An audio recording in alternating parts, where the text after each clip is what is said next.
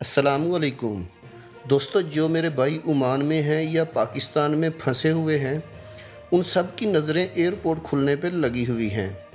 Oman से पाकिस्तान आने में तो अब कोई मुश्किल नहीं है, लेकिन जो लोग ओमान में वापस अपने अपने कामों पे जाना चाहते हैं, उन लोगों को एयरपोर्ट खुलने का इंतज़ार है कि कब एयरपोर्ट खुलें और हम लोग वापस ओमान पहुँचें।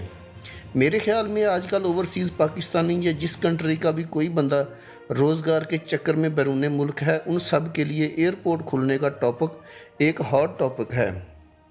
दोस्तों, लगता है कि अब बहुत जल्द कोई ना कोई खुशखबरी मिलने वाली है एयरपोर्ट्स के हवाले से। जैसा कि आप सबको पता होगा कि मुत्तहिदा अरब अमारात ने अपना मुल्क खोल दिया है, लोग वहां जा आ सकते हैं, और आज कुवैत ने भी एयरपोर्ट्स खोलने का ऐलान कर दिया है।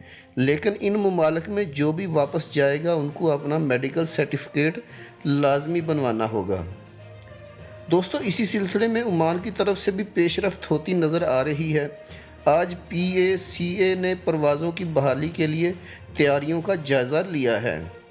पब्लिक अथॉरिटी बराए शहरी हवाबाजी PACA ने कौमी कमेटी बराए शहरी हवाबाजी का हिफाजत और सहूलतों का जायज़ा लेने के लिए आज बुध के रोज़ इजलास हुआ है, और कमेटी ने तयशुदा कार्रवाइयों की बतदरीज वापसी के लिए शोबे की तैयारियों का जायज़ा भी लिया है। अगर इन सब इकदाम को एक बार ओमान की सुप्रीम कमेटी बराए कोरोना वायरस ने मंजूर कर लिया, तो काबिल इतलाक़ कानून साजी और हवाबाजी के शोबे के तहफ़्फ़ुज़ के लिए और सेहत के प्रोटोकॉल के मुताबिक एयरपोर्ट इंशाल्लाह खुल जाएंगे। ये बयान PACA ने अपने ट्विटर अकाउंट में आज जारी किया है। दोस्तों, वीडियो बनाने का मकसद आप लोगों की रहनुमाई करना है। वीडियो अच्छी लगी तो लाइक करके चैनल को सब्सक्राइब ज़रूर कर दीजिएगा, ताकि आने वाली इन्फॉर्मेटिव वीडियोज़ बर वक्त आपको मिल सकें। अल्लाह हाफिज़।